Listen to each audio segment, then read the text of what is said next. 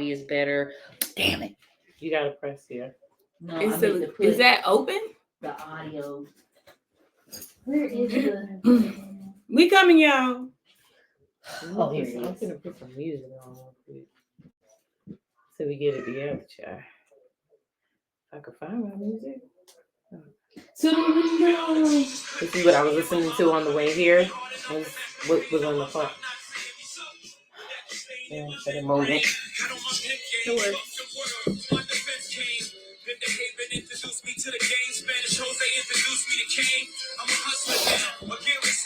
Oh no, I didn't do that.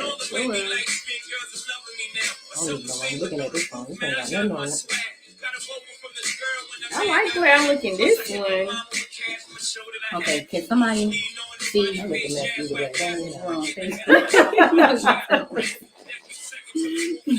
Oh, we are live on Looks like I've been taking it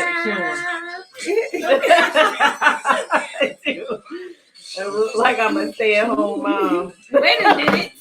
You're not a real stay-at-home mom. But still, shout out to the stay-at-home moms. Shout out to the stay-at-home moms, but let's be The real. stay-at-home moms be looking better than me, saying- child. They be I'm not staying saying at it in home. a bad way. I'm just saying, Yeah.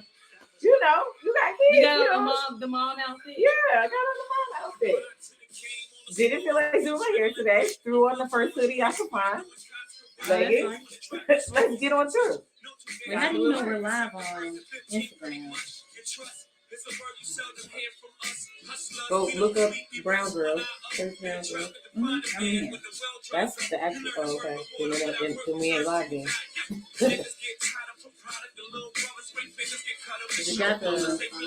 You got a check on there because we are going live on Facebook right now. You see what's the Live, join the dog. You are not live on Instagram. Is it Instagram? Mm-hmm. No. I know not because this is what it made me do all this stuff for. Yeah, but what are you live on if you're not live on Instagram? We're Brown Girls ENT. You are live. Unless I connect to somebody else's live. Did you pick the right Brown Girl? Yeah, we the only ones. I thought there was more than just us on Instagram. Not Brown Girls ENT.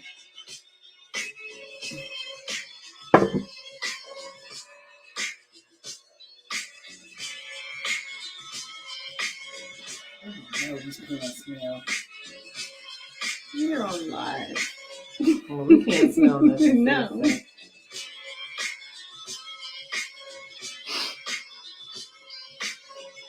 You want me to just open it up on my phone? Yeah. Iced coffee, and without waiting in line or changing out of my pajamas. With a refreshingly smooth taste, just like in the cafe. New Starbucks iced coffee blend is expertly crafted to enjoy cold. Find it in the coffee aisle at Kroger. Lay's potato chips. Can I have some? Nope. You know what I'll share. That's live where? It's right now. It has us on Facebook. We're live on Facebook, but it's supposed to have us live on Facebook and Instagram because. Sorry.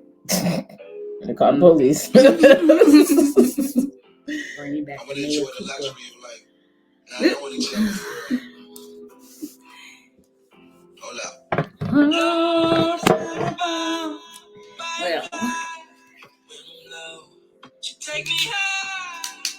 Hey you guys, oh Lord, I'm sorry, I didn't even see y'all there. Thank you guys for joining in. If y'all give us a few seconds, we trying to get everything together. Y'all know how technology be. And you know, we are facing the aftermath of AT&T. Yeah. Oh, you got AT&T? Yeah, girl, let me tell you, that whole half a day, I had to take a nap. Okay, but I have a Verizon and I had that issue. And then I saw that some people did you want some wine? Yes. They did have some people with Verizon that had some issues, and my uncle, his actually was not working the day before everybody stopped working, and so his phone was working fine the day everybody else's phone wasn't working. So I don't know. All right, you guys. Thank you guys for joining. Make sure y'all hit that love button. Send us some gifts. It ain't Christmas, but we all like gifts. I know I do. It's a season for giving. Yeah, season for giving. Yo, thank you for the hearts. Thank you for the hearts. I'm sorry, my Yes. phone is tripping. It's not letting me. See, I don't know what the technology. I'm about to say it. Oh, wait.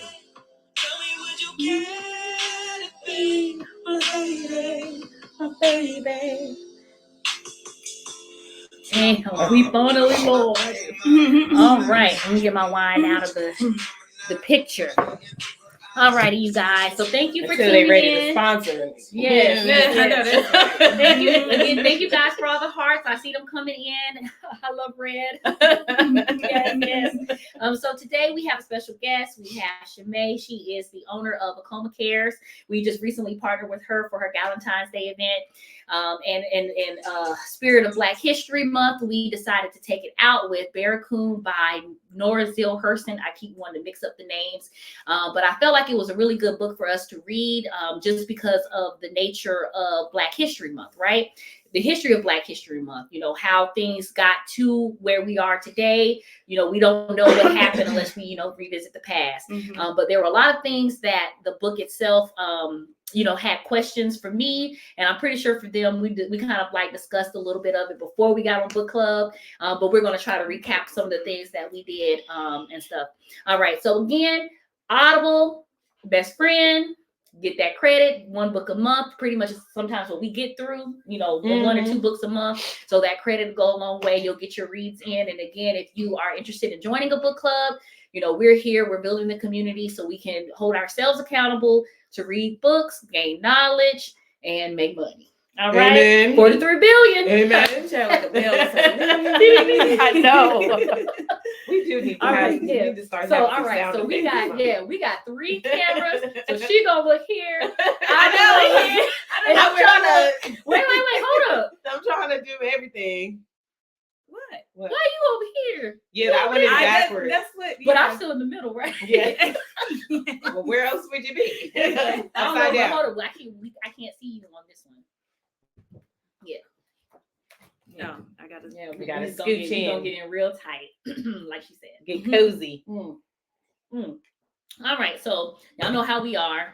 So I'm gonna start with the first the introduction, and it's the only time that I even record it because everything else is going to be discussion.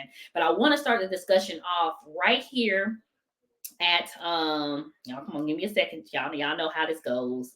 Oh my, wrong post. All right, it's 24 minutes in to 27 minutes in the introduction, and I am going to find it. Preface. Was it the preface? Preface. This is the life story of color. No. Psalms, chapter 1. No. Preface. This is the life story of Cudjoe Lewis as to man. No, I guess it was. Chapter 1. 24 minutes. I tried to was base it off my someone Trying to phone. get it walked close by as you Clerk's can. mouth and smiled. I don't care, he said. I like to have company come see me. Oh, the introduction. Oh, okay. I know. Deborah G. Like, there we go. So, On this ethnic identifications. So has anybody read this book? Zora Neale Hurston. I know I think I read it a long time ago. Yeah, this is my first time reading it. I'm thirsty. I think I rushed through it because I don't think I was really interested. I think I was younger, so I was just like, so I never really but I definitely heard of the book before. I know I did read it, but it wasn't. It didn't pop out to me because at the time I just wasn't. But I think certain things need to be read at a certain level of understanding, right? Because like when you're young, even though you're impressionable, and that's why I think this was a good read because of the things that we've been brought up to believe. Things that we've been taught, like even though we are taught some aspects of the truth, it's overlooked by so many other stories, right? So then we start forming our opinions based on the mass story. Like I wish we would have also did Uncle Tom's Cabin, because a lot of people say you don't want to be Uncle Tom, however, not understanding that the protagonist was Sambo. and that would be the correct term of the usage of people that you do not want to be killing your own. I did finally find it, so I'm gonna go ahead and bring it close. Ooh, this look a little, oh well, I guess I can't help that. That's the glamour. Yeah. This elder, an Isha Yoruba in America, had schooled her in the socio-political and cultural complexities of my people. In face of Kusula's recollections, the social constructions of my people and Africans were deconstructed by the reality of ethnic identifications, which not only distinguished tribes and clans, but also generated the narrative distance and the ideological difference that rendered one ethnic group capable of regarding another as stranger or enemy, and allowed that group to offer up the other to the transatlantic trade.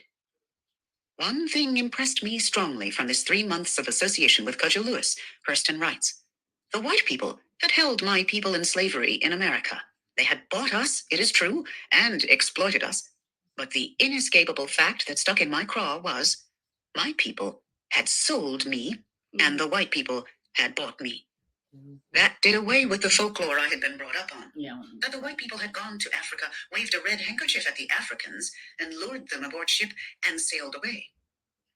Hurston was a collector of folklore. However, I'm gonna stop there. So some people are gonna be mad, and I don't care, because the only way that you're going to start seeing the truth is through anger. Sometimes you're going to have to be upset and rattled to accept the truth of things, right? And that part right there, like, I've been trying to explain that to other people, but the way that was eloquently put and stated is just it right there. We as people have to hold ourselves accountable for the things that have happened, transpired, and are still happening, right? Before you finish that, though, I want to say this. Now, I do believe that happened, but what if that's not the only situation? You know what I'm saying? So what if they did just go over there and just start taking people? You know what I'm saying? So in some situations, it might have been history. But history teaches that the Moors came and civilized the European people, right? The Moors were black people. We were civil, and we taught them that their animals should not be in their homes, right?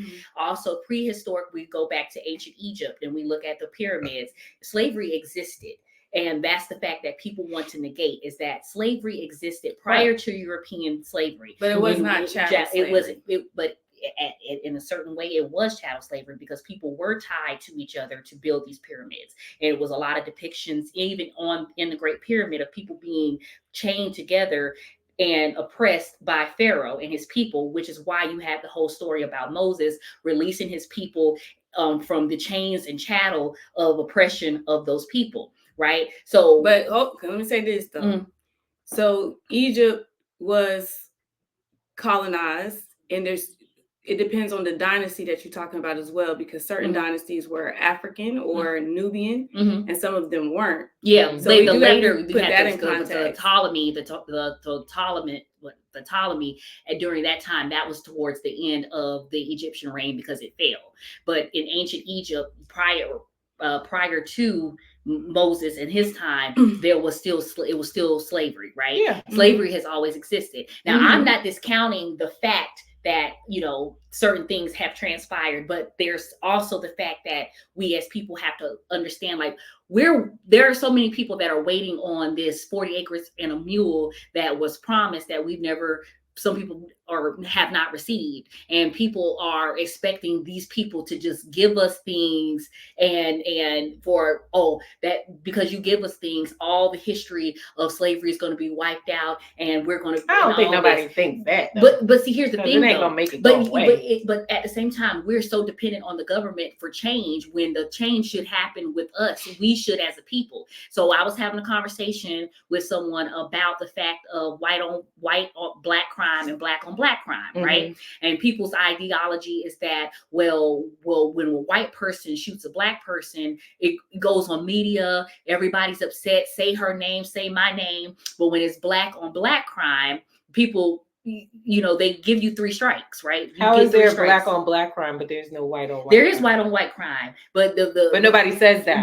But it is, people do say that. I've never heard anybody say white on white crime. Who go shoot up? Who go shoot up? Black on but black my crime thing is, my thing because is, there's an agenda white, to there's push the never narrative been to black on right. black That's crime. what I'm saying. Nobody ever says white on white crime. No one. I've never heard anybody. It just be say crime. that. Yes, but see, that's my point is. My point is, us as a people are. For me, I believe it's us as a people holding us back.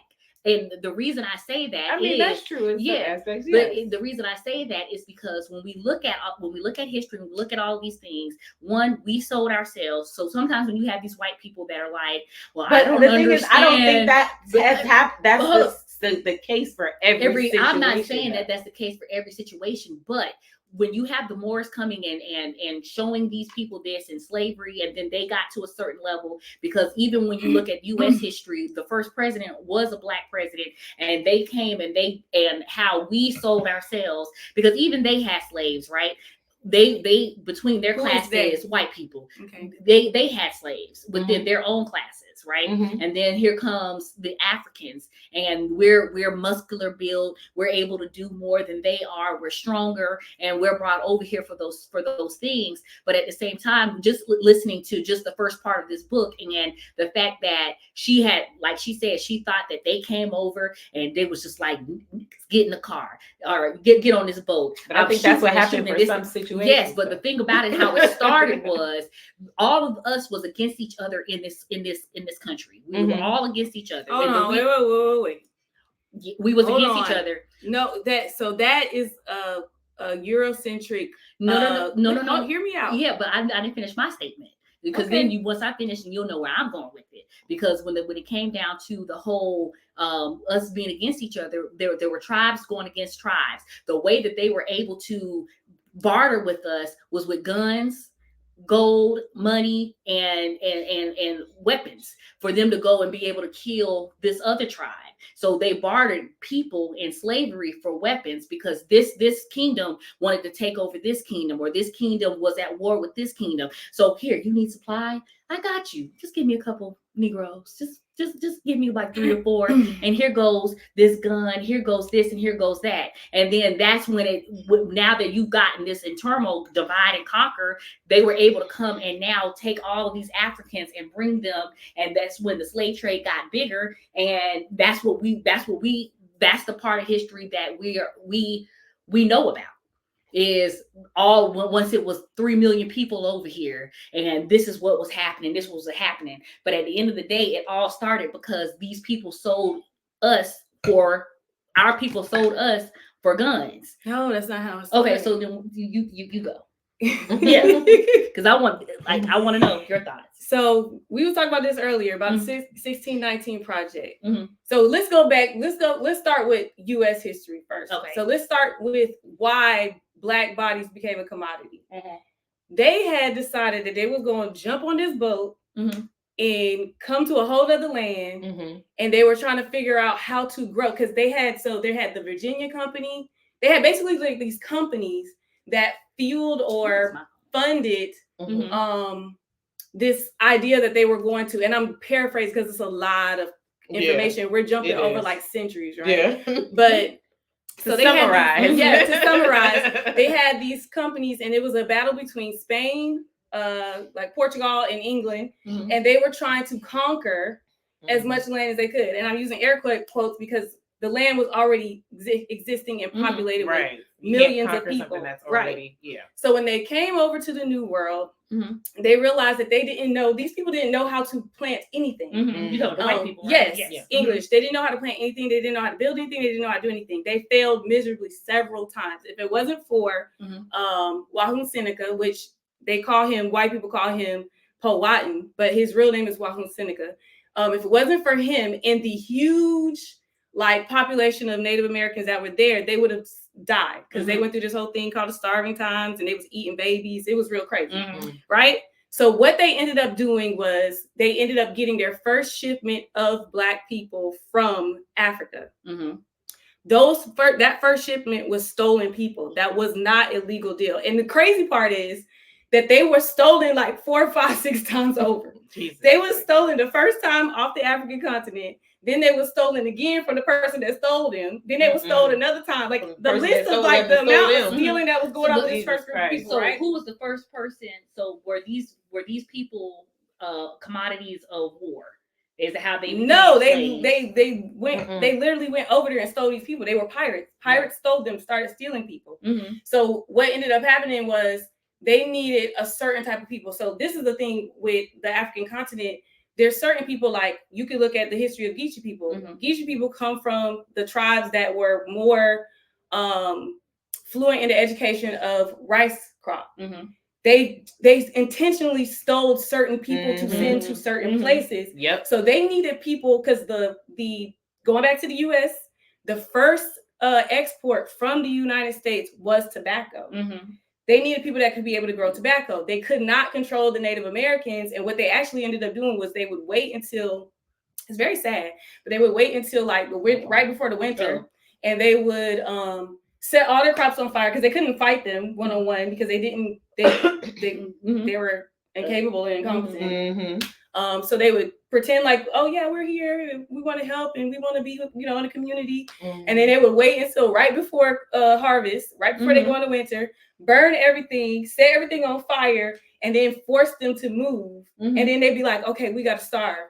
And then because of the culture, and that's another misconception that is put out there, is that Black people or indigenous people, period, were just out here just at war. The concept, and we have to think about like how these things are being translated into the language of our oppressors. Because we're learning about this from the Englishman's perspective. It's only until now, just now, that we're starting to get a more broad perspective of that, right? But so the concept of war. I'm about to ask a whole bunch of questions. Okay. The concept of war, slavery, marriage, community, all of these things we have to question as African American people. Because even getting back to the book, even when you look at the mentality that he had, and he was somebody that had a fresh memory of where he came from. And you can just so y'all know, in the book, the way he proposed to his wife, he just went up to her and was like, I want to marry you. Because he didn't. There was no such thing as a paper, like going to get a marriage license and doing all of that. They didn't need that. They talked about it. They agreed that they were going to get married, and that's what it was. Yeah, but then from his culture, the wives found the wives, and they did all the stuff for him. And honestly, I prefer that because she's going to tell me the truth. Exactly. Girl, his feet be stinking. Make sure you get the blue powder. But as long as you get that thing together, he will take care of you. Okay. Listen, house is going to be nice. So this is the part that got me. Like, look, he getting on my fucking nerves. It's time to find him another one. Hey, boo boo. Hey, Right. Hey, you want to get married? You want a husband? Because that's basically what she said. Like, it was like, okay, well, I'm sick of this now. Let me go find him another wife because I'm tired. I don't want to do this no more. I'm going to train her up in the way that she should go. Yes, and then they were young so too. unserious. They were young because it had me. I was like, yo, like, so you get tired of your man, buy him a nice little young thing because they trained them for 2 years, and then after 2 years, then they did the wifely duties, right? Yeah. And then so she can move on and have her own little space. She was like, look, I done made 9. I done pushed out 9. I ain't pushing none. I wanted to sit in the field, but like smoking my tobacco. That makes sense to me because y'all out here talking about y'all poly though, right? Like that seems more like a poly situation to me. That's more viable. But to your point, before we become so serious, the point that I wanted to make was that we have to make sure. No, we was talking about the blue. Because it's serious. It's all serious. Everything you can joke around seriously. It is. Like, you know. Yeah, I'm childish. So, but to my point, the point that I want to make is that there are thousands of tribes, and there were some tribes that are warring tribes, some that were not. That wasn't their way of doing things, and even he gives a glimpse of that when he's recalling his experience. And then, let's tie into the Woman King, right, with the Dahomies. Yeah.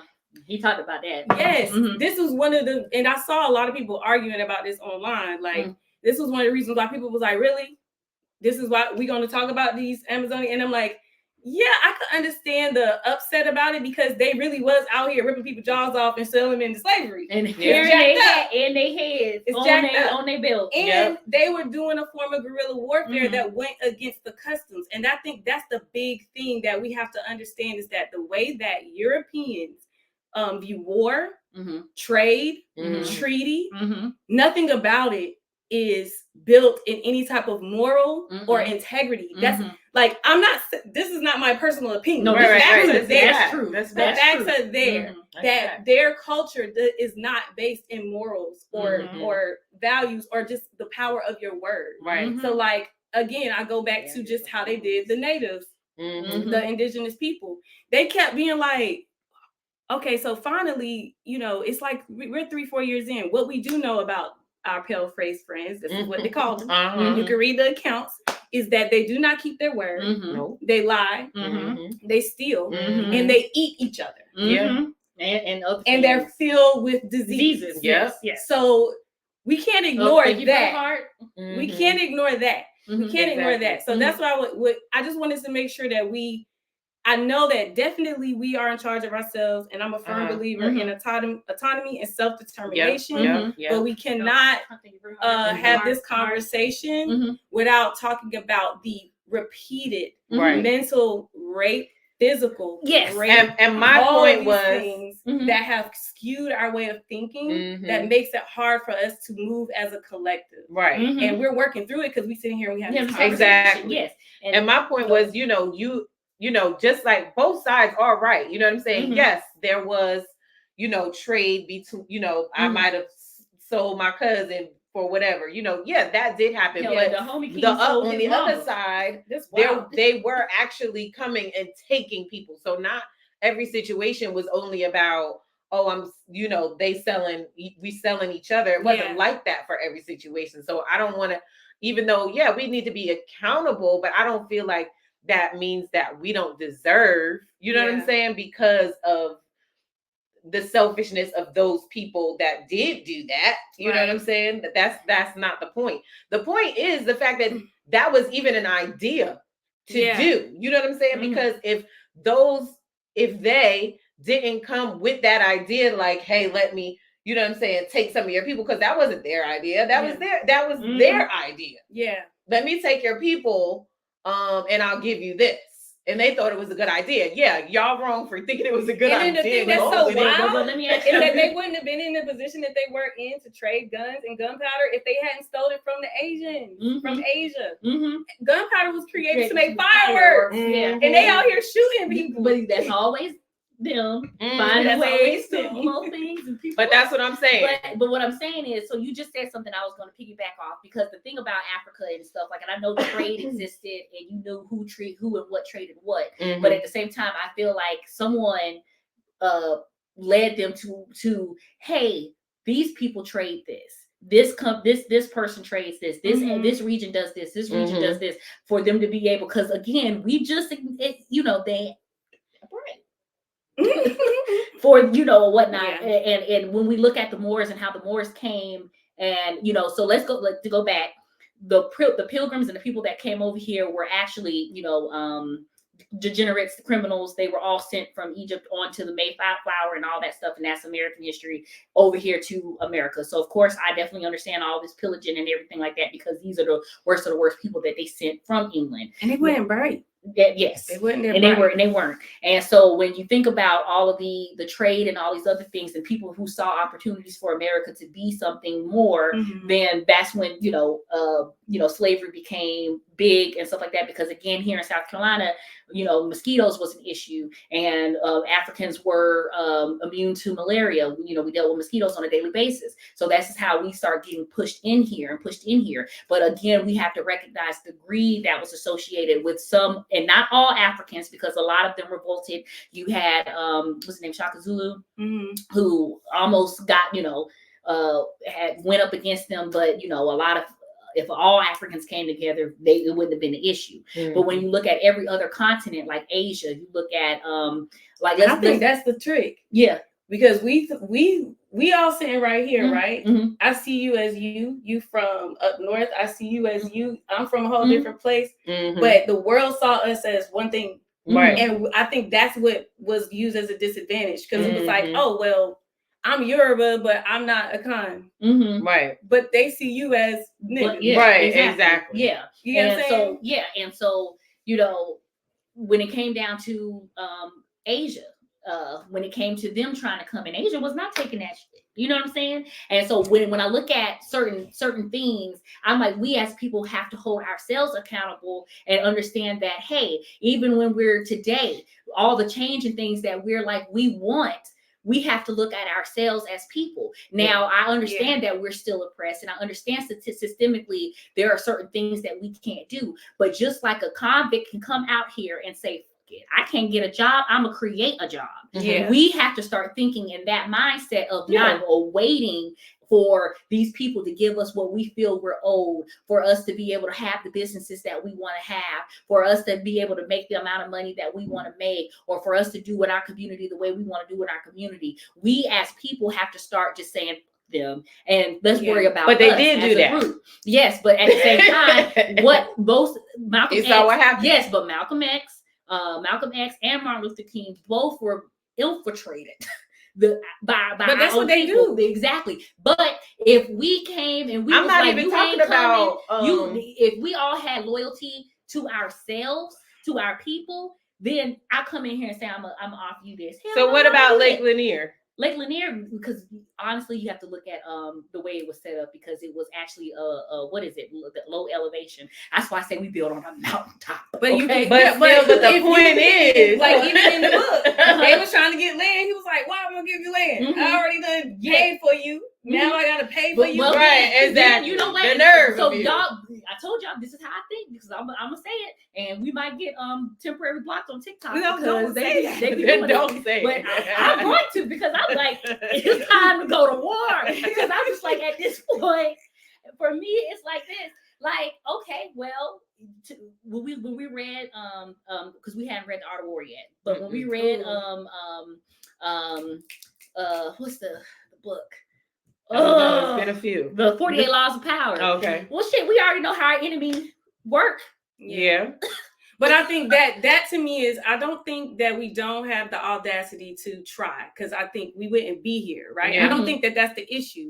I really think it's the issue that we don't take the time to know our enemy. And our enemy is only our enemy because they've made themselves our enemy. We're not even trying to do all of that, right? Right. But I do think that just plenty of people, I mean, think about how many people right now that got businesses right now, but they come from maybe a family that they are breaking the generational curse, that they the one big step they did is they went and got their paperwork for an LLC. They don't know what to do after that. They don't have a clue, and there's nobody for them to talk to. Right. They don't. They have nobody that they can, because they might go and try to talk to their cousin, and their cousin will be like, "Why would you want to do that?" Now you gotta pay tax. Yeah, why you should have been doing like. Now, one thing about us, we know how to hustle, but we have to learn how to do better business and to look further down the line. Right. Like, we'll be looking at like next year.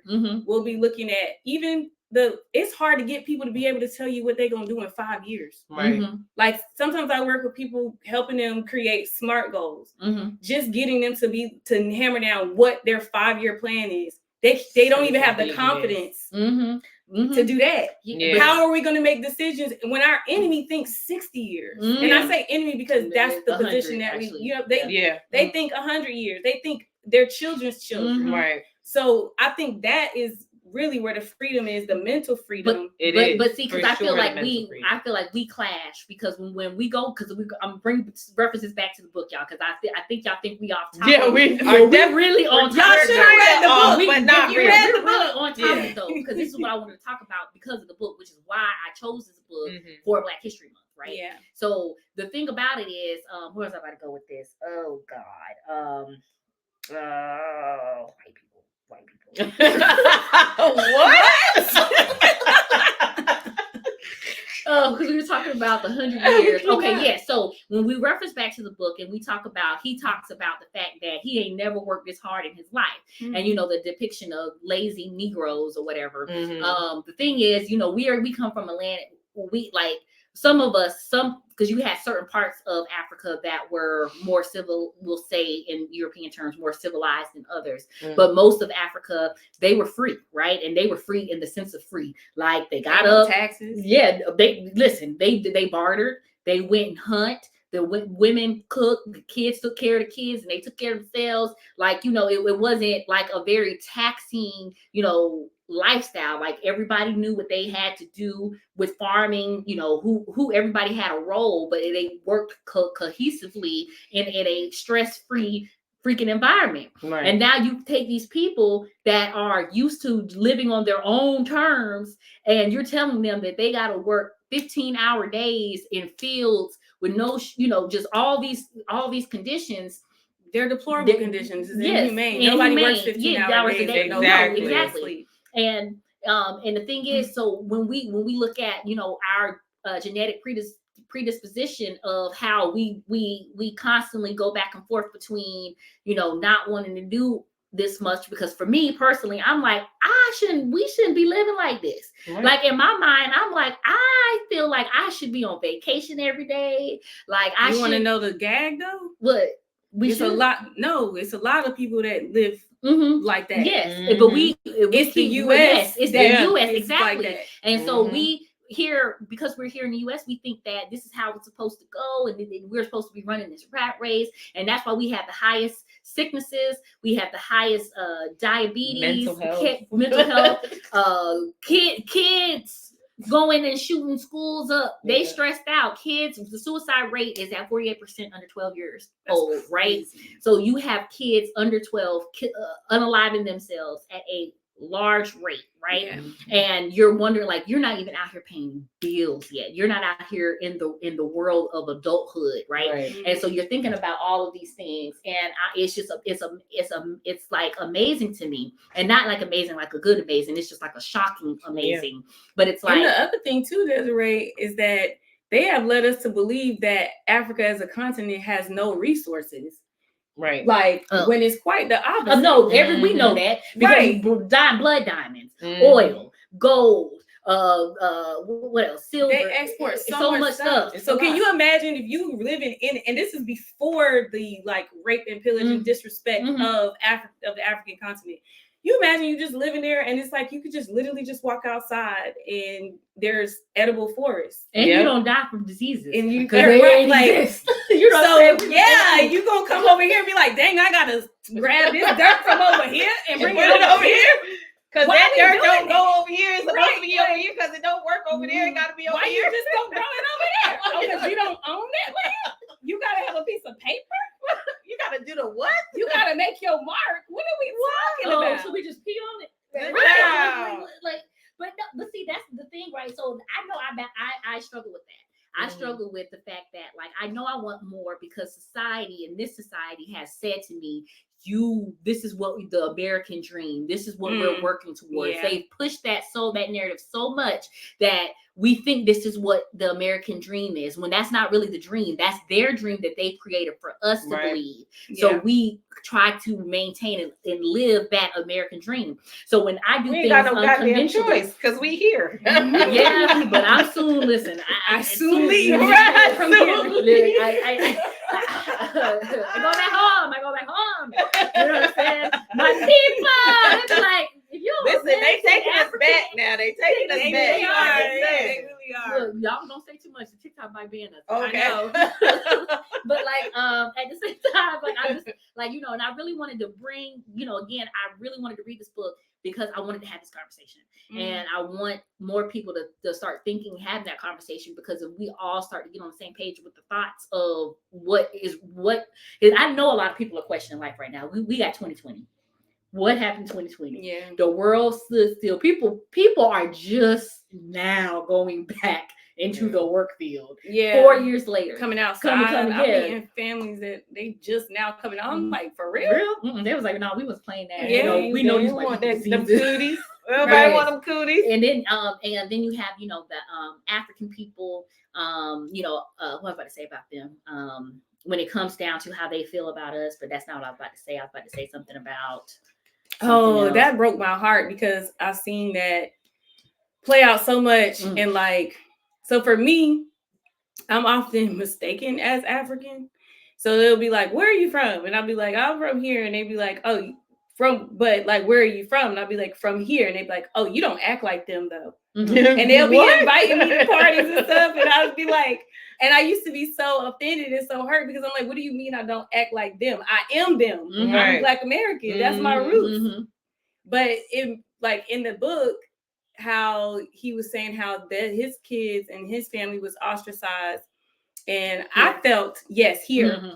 And I felt like part of that was because he hadn't been fully indoctrinated into that lifestyle. He only did like 5 years. Yeah. Mhm. Right. So like it was a lot of his culture Lucky still for there. him, honestly. I mean, not that that's There's luck luck, of anything, but yeah, like but she like only did 5 5 years. Look, Yeah. he did his time. Yeah, Yeah. for real. Like He was shit. in the pen for 5. He lucked out. Yeah. Yeah. 5 to 10.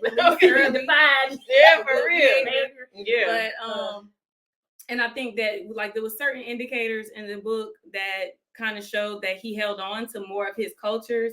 He did. And I think that taking that from the past, from that book, which was written from the past, Mhm. and then looking at where we are today and how Africans and African Americans are starting to communicate in a different way. Mhm. I think a lot of it goes into like what you were saying earlier, that divide and conquer, Mhm.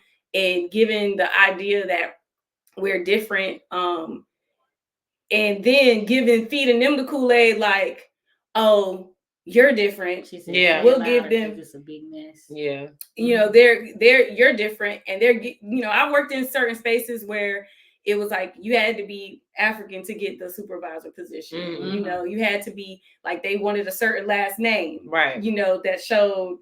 And I was like, really, and this was when I was younger, and I was really taken aback, like, dang, really? Because I was always raised that we was the same thing. You know, like my family has Geechee roots, so there's a lot of similarities in the culture there. Mhm. So I didn't see anything different. Right. I thought I was that weird kid. I read the autobiography of Malcolm X when I was Mhm. 9. I had little beads, a Nefertiti necklace. They was like, girl, Relax. you're in the 4th grade. Chill out. They're like, what do you want to do your project on? I'm like, Malcolm X, sit down. Sit down.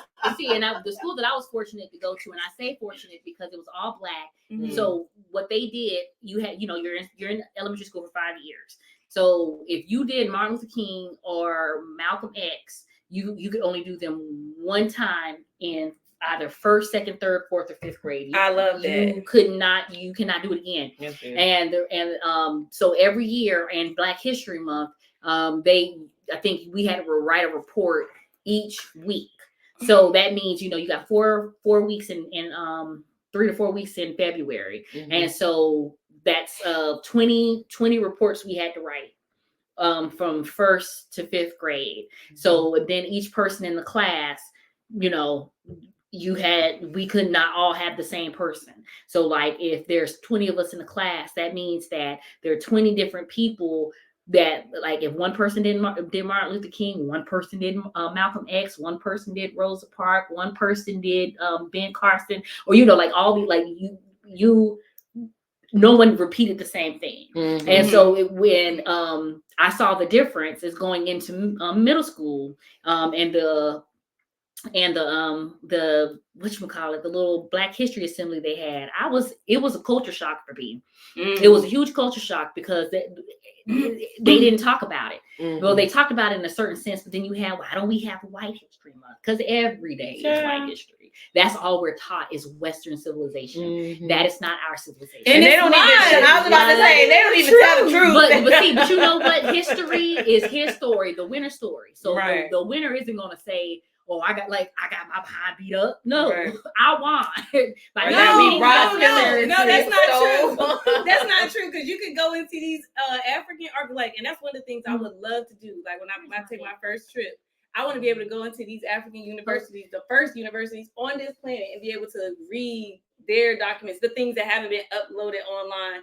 No, they be telling the truth. We got our asses kicked, just like in the book. Mhm. With Cujo, he was like, "No, I'm not of royal blood, Bro, no. I know my name sounds like it, but I'm not. But Let I'm me tell not. you how I got that name." Yeah, but So I think we talking about history, not our story. Oh, Yes, of course we have already talked about the fact that they yeah. right. Okay. They Yeah. they're not Okay. So yeah, we know Yeah, their history I is just be like, how definitely y'all just very gonna lie? yeah, not true at all.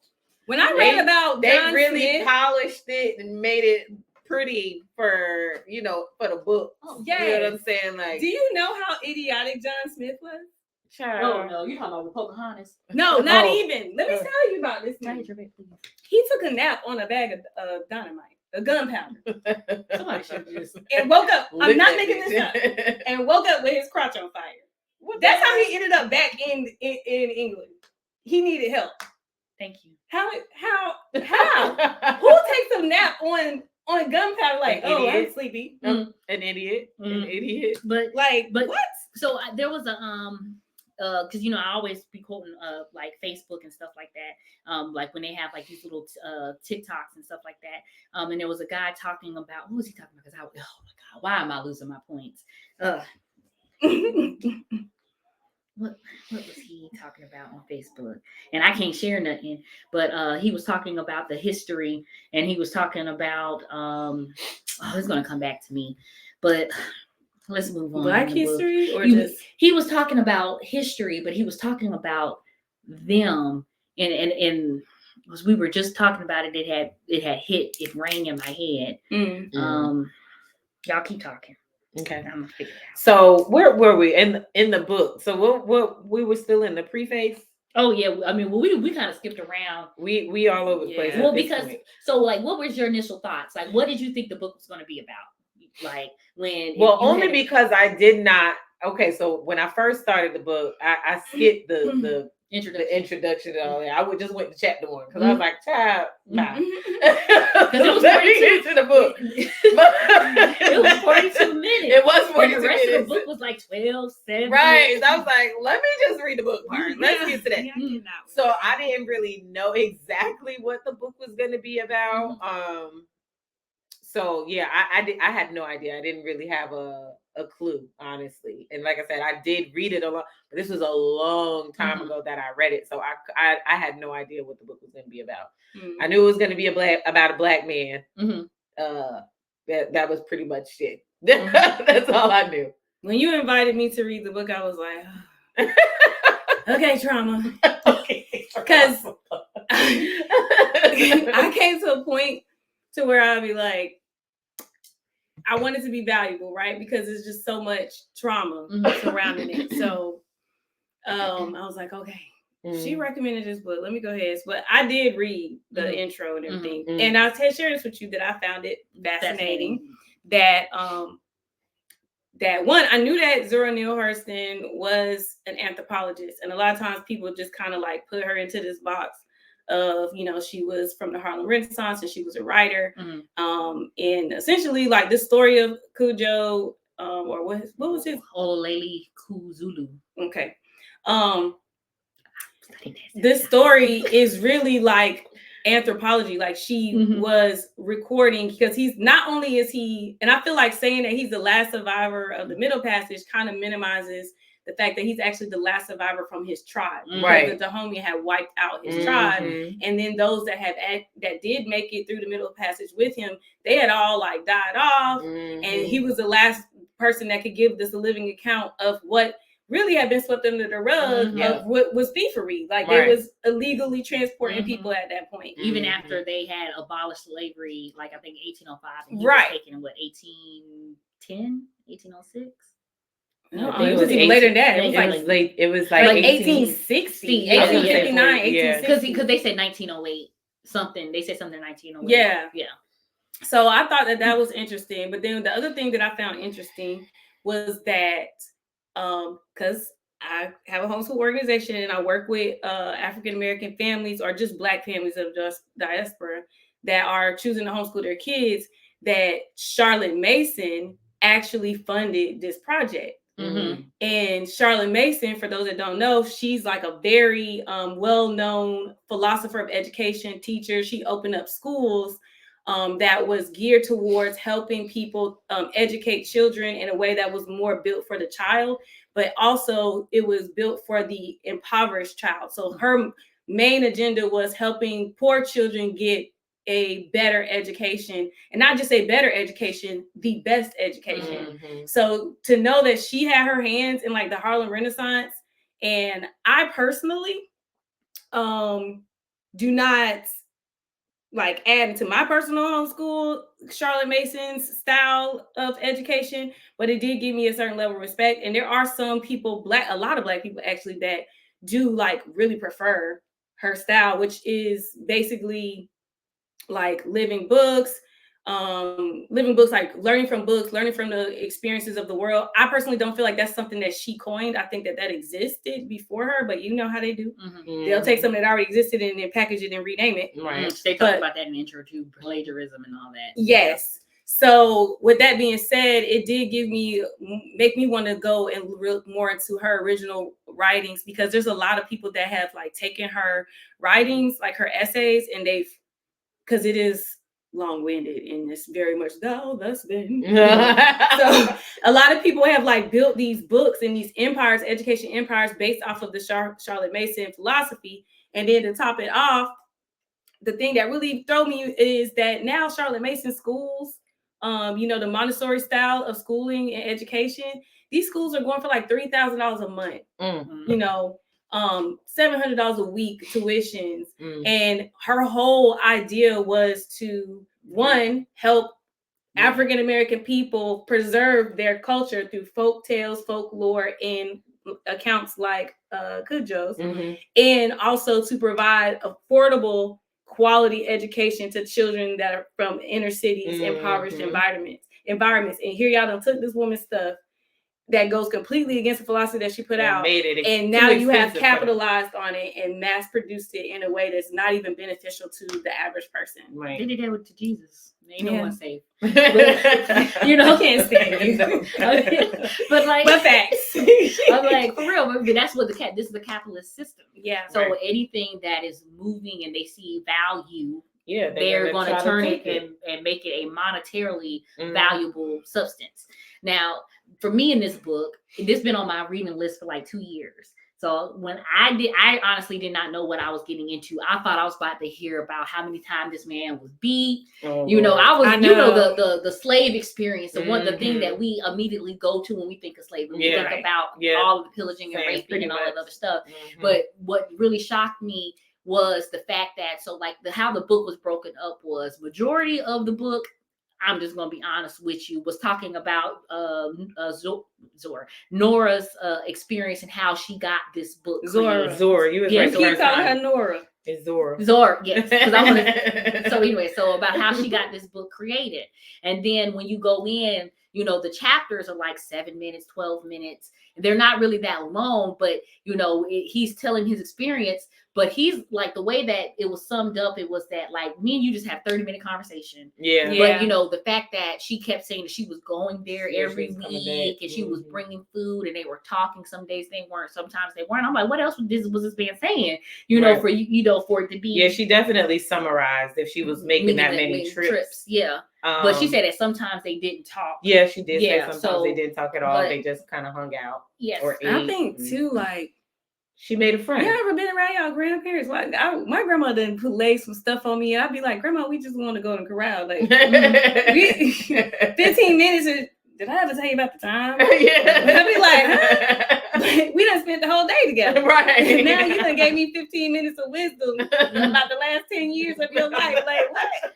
So I think that, and I think too, like, this is something I had to like start thinking about too with my family and with generations and like some of the things that, that residual trauma and some of the things that we might have experienced with our parents and our parents' parents, that some of the stuff that they experience, they probably will never talk about. Yeah, for sure. So for him to lose all of his children in a horrific way, lose his wife, like everything that he loved. She left. Get out of here. Shut up. I'm not, I got dark humor. It is what it is. I'm Black. We laughing, so we there with you. But, that's a lot to have to unpack. That is a lot. I felt really bad. Like, I felt so bad for him. It was just like, because she did it. The last chapter was alone. Yeah. Just to imagine, like, his whole journey, because like in the beginning when he was in Africa, he knew all those people that he knew were dead, or Yes. and then to come here and then finally make his own family, because he wasn't married, he didn't have any kids. He finally made his own family, basically made his own tribe, because he had like 7 kids. Yeah, I think he had 7. So, and then all his kids died. You know what I'm saying? So it was just like, holy. And then nobody seemed to care. Yeah, it's like, It's like your boy is dead. Yeah, and he was like, no, my son is down there at the corner store. Like, he's like, no. There's like, no, his head over there. His body over here. And then they walked up to the house just chit-chatting and laughing. Talking about tell a parable. I mean, but see, here's the thing. This is where he messed up. This is where he messed up, y'all. He should have did what his daddy did. Train that woman to find him wives. Because then he would add 7 from her. He loved his wife. He ain't 8 from her. Yeah. Now, but on the other side of that, he had to be able to take care of that. That's what I was just about to say. And that's the other thing that these men today. Exactly. Ignore. That's what I would have went to Master Farm. I took a couple little cotton, a couple little this, a couple of that. Now I got all these little Negroes coming and farm, and we. But yeah, that'd been live. Exactly. But see, why? How would they prove it? They have to. But see, But see, here's the thing. By time you get to a point where now they want to come take it, you got 100 little babies. I mean, not even babies, 100 men and stuff. Y'all could have fought, because how many white people gonna come? But I feel like he just didn't understand the game. Yeah, he didn't understand, because I was watching. I don't know if y'all know. What's his name? Louis Gates. Dr. Louis Gates. He does the DNA for, like, he has a show. I think come on PBS. Oh, the ancestry thing. Yes, and he did John Legend. And John Legend ancestors, I was like, dang. They came and kicked the door in, shot the man in the head, took all his kids. He got his little head bandaged up and went and got all his children. Damn. Through the court system, bottom back, found all 8 kids. Wait, tell me the story, because this sounds interesting. Girl, we gotta stay focused. That was the story. I didn't want to tell you the whole detail. We have to do. I'll tell you that off the camera, okay? Because we run out of time. Yeah. But yeah, that's I will send you the episode and you can see the whole story about it. I like all of them. I watched a few. They're really good. But it was just very it's a very traumatic experience, and I think that, like he said, the reason why he was excited that somebody was actually coming to actually talk to him about his experience, because people did come to talk to him about stuff, but not from about his point of view. He was just like, it was just like a, like a summary of, everybody else, like, so he was happy to have somebody to come and actually want to know who he was and where he came from, which I thought was great, because people do like to overlook people, and that's crazy that people even overlooked him at all, especially him being the person that he was. He was the last surviving person of his tribe. Wild to me, so like, how the fuck would you not want to know about this man? So let me ask y'all this: which scene stuck with y'all the most from this book? Oh, go ahead. I'll go first. Go ahead. when he committed murder, when they was in the village, and the man had committed murder, and their whole way that they handle, if you murder someone, the punishment is death. But the type of death, I'm like, why are y'all killing people? Nobody should be killed. Like, you should just be shaking hands. I thought they was gonna kill him. Right? No, that was worse than I could That's what they should do here. That keeps circling back around in my head. But tying, connecting them from nose to nose, so the dead body is laying out. Yeah, basically they got it like a mirror. It's like a mirror. So because basically what they're saying is, okay, you murdered this person, so now you are a dead man. So now you are basically seeing your image. That sounds like some juju type stuff. Yeah, because that's what he said too. That's why he killed, because he put juju up. That's what he said. Well, there you go. Now you got juju. And so he they tied this man, and I think they used some type of rope or something, and he was connected face to face to the rotting body, and that's how you die. I would never ingesting the fumes of a dead man cause you to die, and that's the crazy part about it. It's like you're smelling death. But imagine how long it takes for you to actually die. But they said a day. They said usually they die in a day. But still, that's a whole day. Yes, but That's see, a long time. yes, man. but no, because see, you can go what 40 days? 4 days, 3 days. But still, without my water, point is, I'm not saying 10 days without food. My point is, that's still a long time to be strapped up to somebody like that and you still alive. Shit, But 5 minutes is too long. Yeah. You know what I'm saying? Seconds, yeah. And the body is rotting. And the body is rotting and you're still alive. You're just looking at this and person. then you could. The thing that I was thinking is like, nigga, you could have just ate a meal. Right. And just drank a bunch of water and still die in a day because you're ingesting. And the stench of death, and then you done threw up, but you can't move. So now you got the stench of death and vomit right there. And then this is the part, and this is why I be like, okay, who liking this? They're like, please tell me more. The part that got me was when the person is screaming out like trying to get away, they be like, who is this dead man making noise? What? You want water? Dead people don't drink. Dead people don't need water. Dead people don't need water. That's a very Black mama response. Like this is why we are of the same. Right. That's something a Black mama say, like, oh, you ain't worried about that when you was out here killing people. I mean, what? there is that though. What about you? So the part that stuck out about for me was the leopard when because the only reason is because I'm like, okay, so basically just so y'all who didn't read it, so basically in Africa in what's his name's tribe, if you kill a leopard, you have to no, it was a leopard. Okay. Yeah. If you kill a leopard, you have to bring it to the king, basically, right? And you can't mess with the whiskers of the leopard because the whiskers had like some type of poison in it and it could kill somebody. So basically you have to, the head goes to the king and then the body goes, I don't even remember. And the spleen and all that go to the king. Yeah. So basically when the king comes to look at the leopard's head of this particular guy that killed this leopard, he noticed that there was a whisker missing from this leopard's face, right? Mm-hmm. So the guy was like, I didn't take the whisker. I didn't, you know what I'm saying? I brought it to you because I know that's what I'm supposed to do. I'm a hardworking man. I'm just trying to do the right thing, right? So they didn't believe him.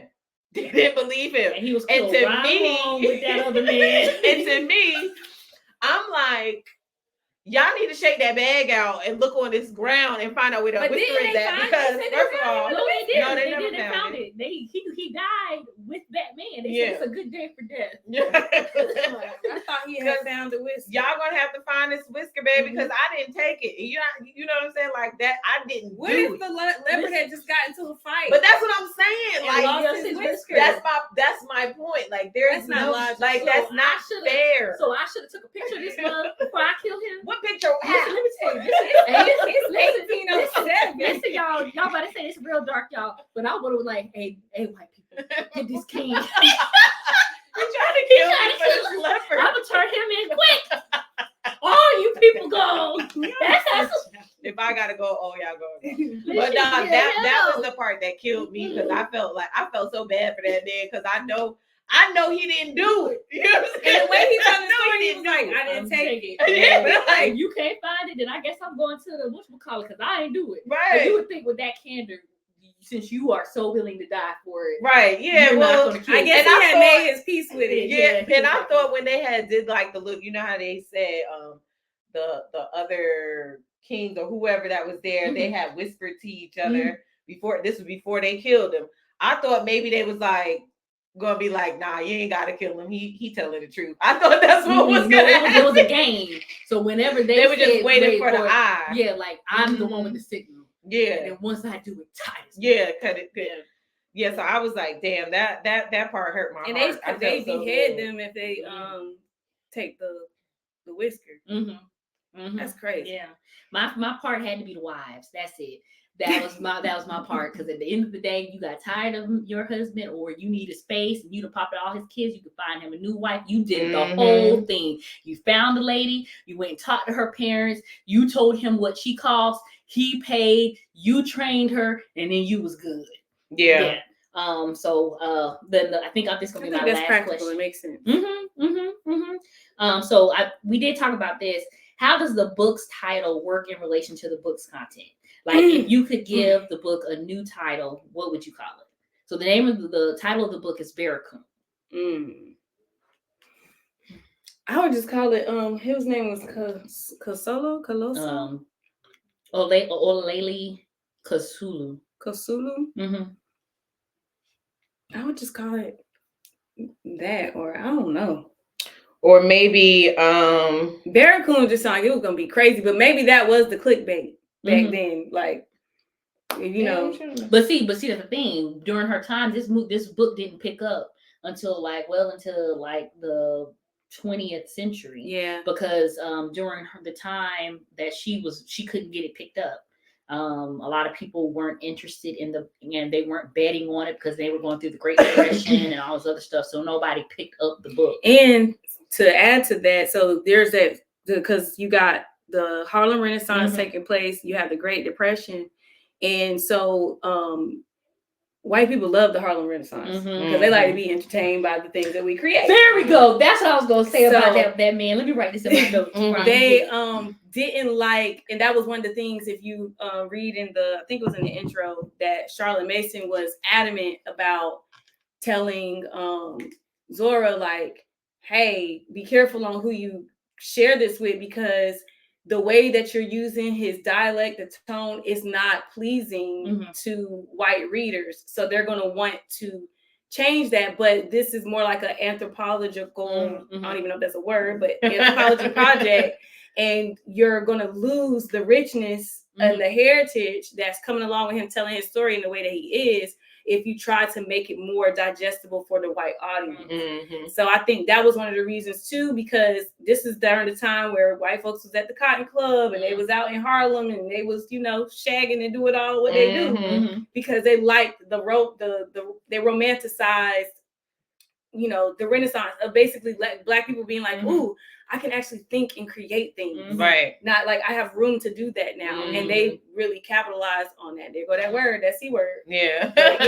So that brought me back to what I was trying to say originally. So the guy was talking about, the white people and why they watch us so hard. They talking about if you say that you don't like this, I think it was Cat Williams said it. He was like, if you really don't like this, then if I don't like something, I'm not going to watch it. Right. I'm not worried about it. I'm not doing that. But when it comes to our culture and everything that we do, they're always up on it. They're aware of it. They know of it. Yep. And he said, why is that? He said, because I told you this lie. I told you this over here when I know the truth is over here. So I'm watching to make sure you don't see what I know. Right. And so when you think about all of this and you think about, what's going on, I'm like, sometimes this is why I feel like when I talk, certain things don't get pushed because it's against the narrative and of what they want us to know. Right.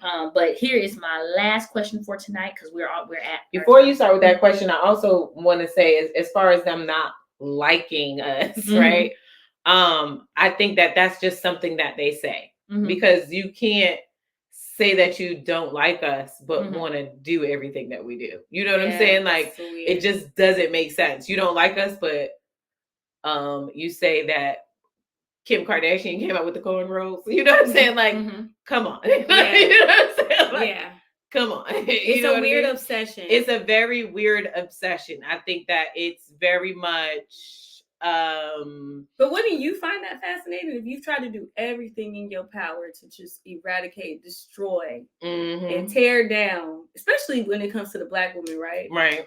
And it's like, but y'all still look fabulous. Y'all still out here with businesses. Y'all I feel like I understand why it would be frustrating for them. Yes. You know what I'm saying? Very frustrating, because it's definitely something that they wish they could get rid of, only because it's not them. But then at the same time, it's like, I want to do that. You know what I'm saying? I wish I could be that brown. I need to go to the tan in bed so I can get darker. A lot of things was invented by us. A lot of things that we use scientifically was invented by us. A lot of culture of the things that we create, we're creation. We are of a we are of a creating space. All they can do is capitalize on it. Right. They can't do the things at the extent of which we do, which is why we're also looked at. Because if I know that these people can create, but they don't capitalize on their creation. Right. I can capitalize on their creation and allow them to continue to create without any benefits to them but their creation. Right. Which is what it's been for centuries. Yeah. We are constantly creating. We constantly built this civilization. We've built so many things, even technology, all of these things that we have, GPS, all of these things. Because like when, people ask why we weren't doing much for Black history, I'm like, because this is Brown Girls Collective. We are talking and doing things with us all year round. Yeah. What's the point? Like, that's for them. Yes. Black History Month is just 28 days.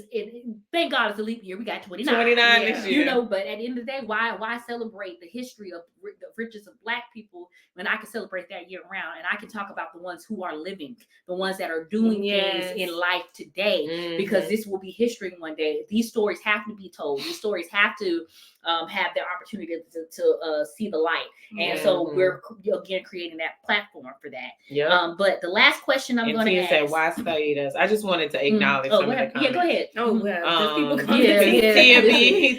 Tia B, she was commenting a lot. She said, why do you study us? Which is basically when we were talking about, them acting like they don't like us or whatever. Exactly. Why study us? Because they really do. They're in love with us, infatuated. I believe they just want to say that they don't like us. Because ability for us to create. Again, exactly. If you know that, like, listen, TikTok, right? The people that are making money off TikTok aren't the ones that are the creators. We're pushing to create on TikTok to get a little pennies on the dollar. The people who are monetizing, the people that created this platform for us to create are the ones actually making money because of the billions of users that are utilizing this platform. Right. That's how that works. What's the next question?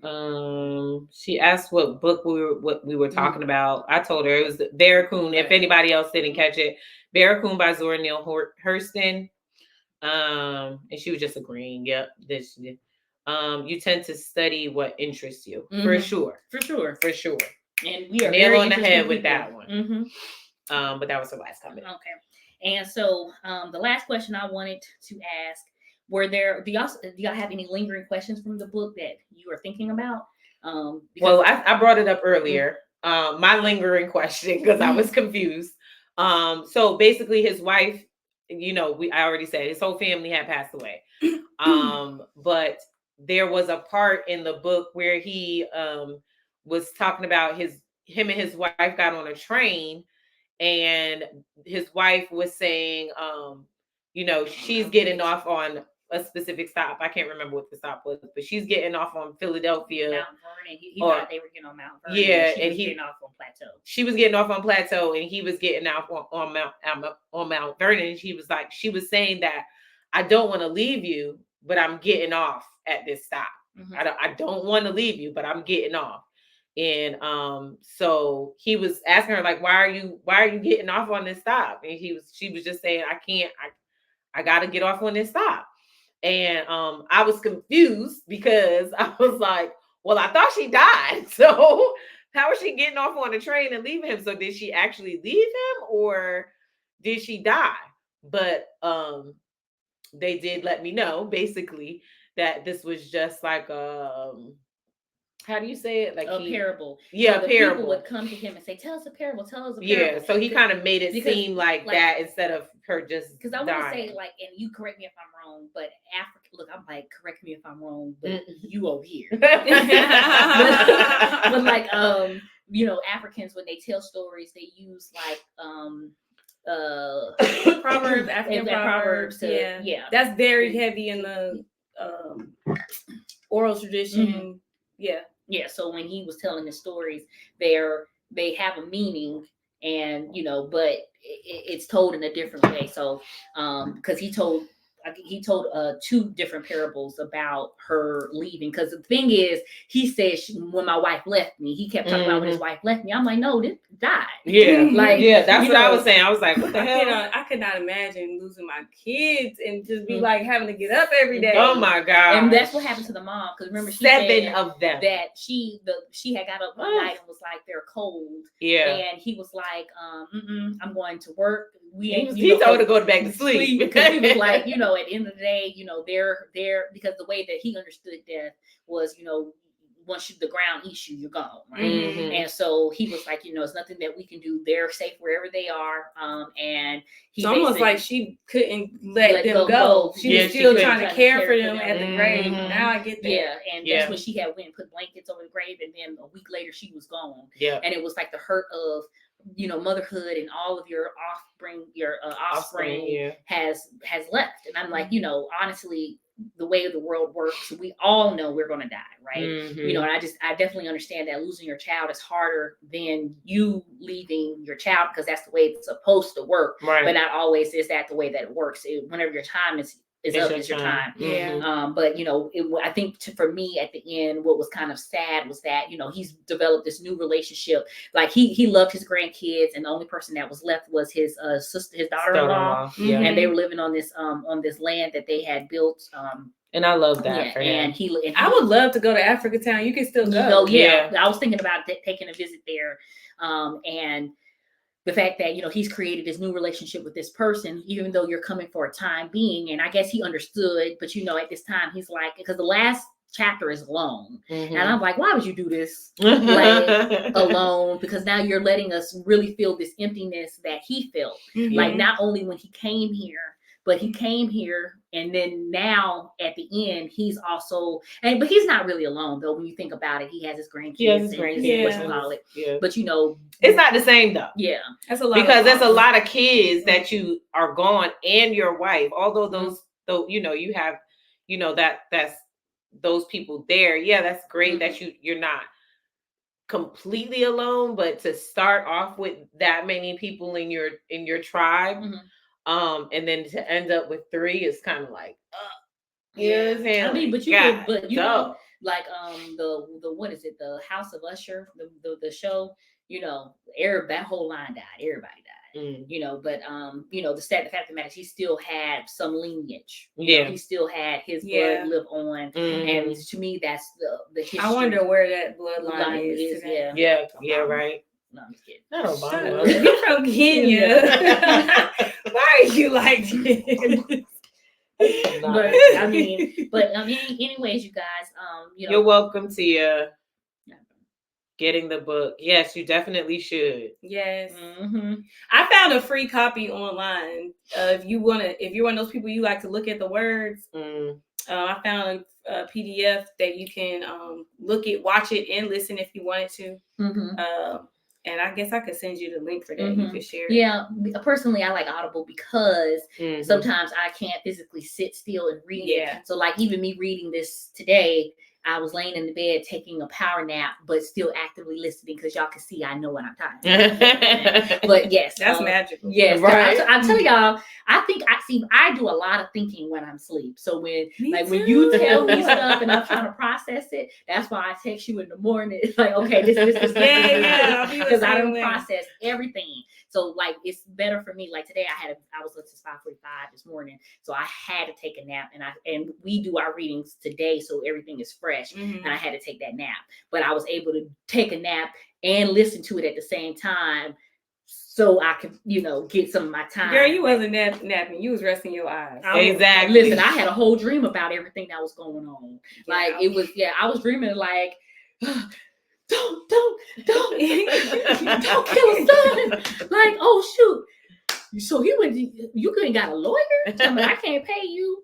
And he said, I didn't ask and that lawyer didn't even give him the money. Yeah. Left that part out. There's so much y'all we didn't cover. So definitely it's 3 hours in total for the book, but the book part is probably like an hour. The book is only like an hour. Yeah.